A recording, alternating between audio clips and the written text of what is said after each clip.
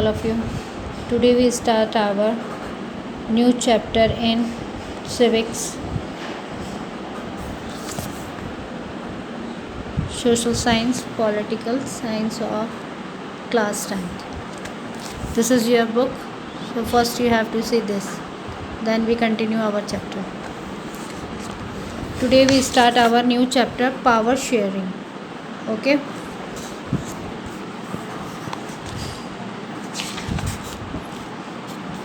With this chapter, we resume the tour of democracy that we started last year.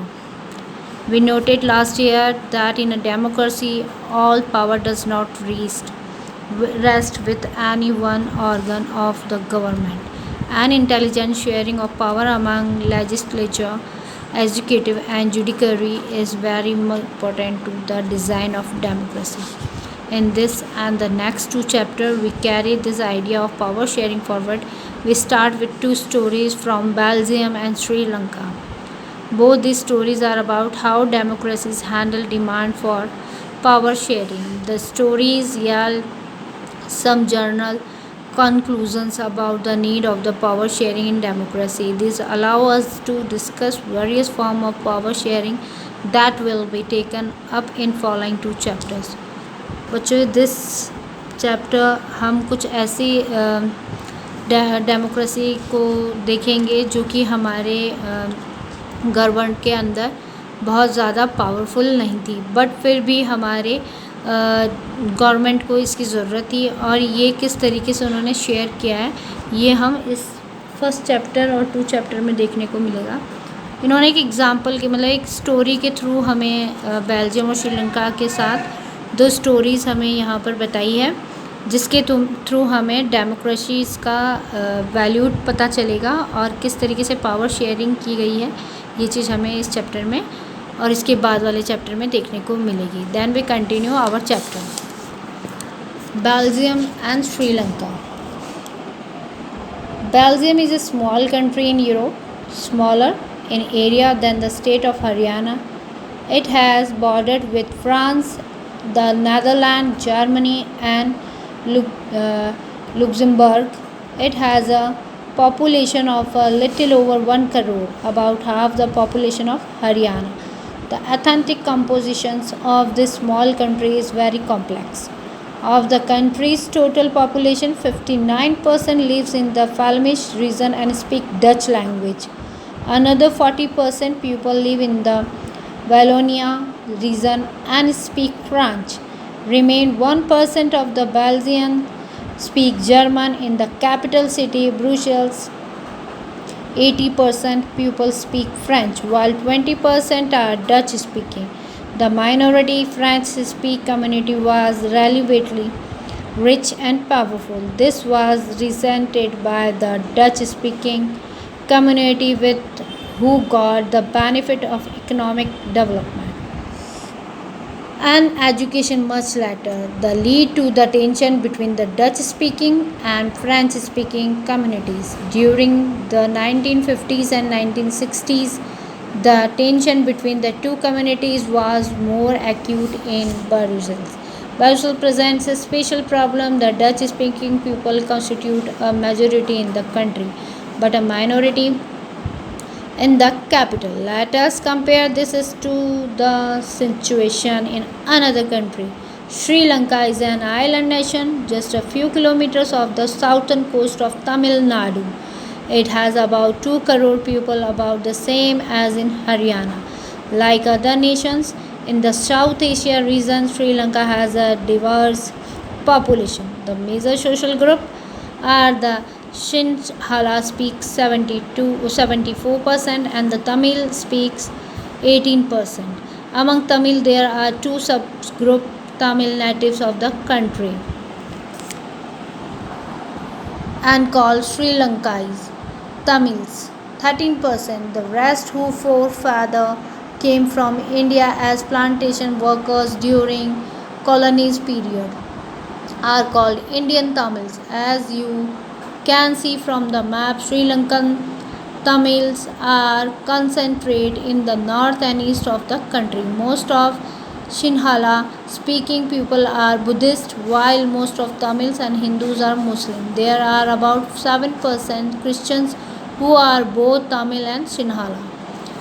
बच्चों यहाँ पर हमने first in all Belgium के बारे में पढ़ा। बेल्जियम एक यूरोप के अंदर एक छोटी सी कंट्री है जिसका जो एरिया है वो हमारे हरियाणा स्टेट से काफ़ी मतलब छोटा है, और जो इसका बॉर्डर है वो फ्रांस के, नीदरलैंड, जर्मनी और लक्समबर्ग से जुड़ा हुआ है। यहाँ की पॉपुलेशन बहुत कम, आपने देखी होगी 1 करोड़ ही है, जबकि हमारे हरियाणा की इसकी आधी। ठीक है। द एथेंटिक कॉम्पिटिशन है स्मॉल सिटी वेरी कॉम्प्लेक्स। जब इस तरीके से प्रॉब्लम्स होती है तो काफ़ी ज़्यादा कॉम्प्लेक्शन बढ़ जाता है। यहाँ पर भी मोस्ट एंड प्रॉब्लम क्या था, यहाँ की जो पॉपुलेशन थी वो थोड़ी मतलब एक तरीके से आपने देखा होगा जो 59% थे वो फेमिनाइज डच लैंग्वेज यूज़ करते थे, और 40% जो थे वो फ्रेंच स्पीक करते थे। दोनों का ही मतलब एक तरीके से जिसमें 80% पर्सन जो थे वो फ्रेंच स्पीकर थे और जो 20% थे वो डच स्पीकर थे। वॉल्गेयर में ये चीज़ें मतलब धीरे धीरे देखने को मिली, और यही सबसे ज़्यादा कॉम्प्लेक्स उठने लगा। और the minority French speaking community was relevantly rich and powerful. जो फ्रेंच स्पीकिंग कम्युनिटी थी वो बहुत ज़्यादा मात्रा में ज़्यादा थी और बहुत ज़्यादा पावरफुल थी। या और जो डच स्पीकर थे वो क्या थे, वो इकोनॉमिकल मतलब डेवलपमेंट के बिहाव पर, एजुकेशन के बिहाव पर काफ़ी सही थे, बट उनके मतलब अब यहाँ पर डच स्पीकर और फ्रेंच स्पीकर की कम्युनिटीज़ को लेके थोड़ी प्रॉब्लम्स थी 1950, 92, 60 के, और ये धीरे धीरे क्या हुई, बढ़ने लगी। अब जो माइनॉरिटी थी और मेजॉरिटी थी वो दोनों को देखकर ये प्रॉब्लम क्या हुई, आगे बढ़ने लगी। इसी तरीके श्रीलंका के अंदर भी यही है। श्रीलंका जो है उधर भी आपने देखा होगा श्रीलंका एक आइलैंड नेशन है, जबकि वहाँ पर कुछ दूरी पर ही साउथर्न कोस्ट है तमिलनाडु का। तो 2 करोड़ पीपल्स वहाँ पर भी रहते हैं एज ए सेम हरियाणा की जैसे ही। और वहाँ की जो साउथ एशिया रीजन है श्रीलंकाई, वहाँ की जो पॉपुलेशन है उसके बिहार पर 74% पर्सनस सिन्हाला मतलब वहाँ पर एक लैंग्वेज है उसको बोला जाता था, और 18% तमिल बोलते हैं। ठीक है। तो Tamil native country called Sri Lankan Tamils.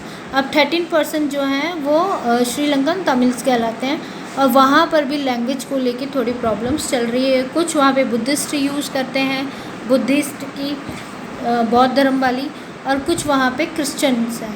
जो क्रिश्चियनरीज़ हैं वो भी क्रिश्चियंस के साथ ही तमिल एंड सिन्हाला दोनों यूज़ करते हैं। वहाँ पे जो क्रिश्चियनरीज़ हैं वो 7% हैं। ओके। तो यहाँ पर ये सारी चीज़ें हमने देखी, और इसी के साथ हम आगे जस्टिफाई करेंगे। Just imagine what could happen in situation like this in Belgium. The Dutch community could take advantage of a numeric majority and force it will in the French and German speak population.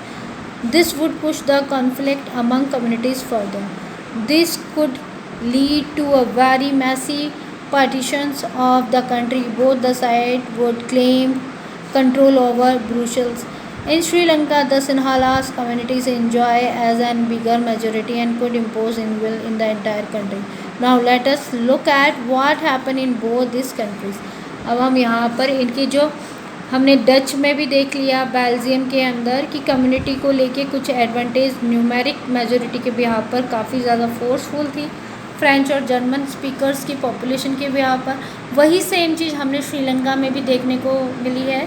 Sri Lanka के अंदर भी Sinhala speakers भी थे और साथ ही Tamil speakers भी थे।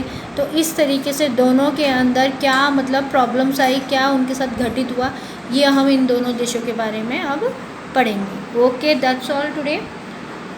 Please stay safe then and follow the guideline and we continue our majorism in Sri Lanka. ये हम नेक्स्ट क्लास में कंटिन्यू करेंगे। Okay, that's all today.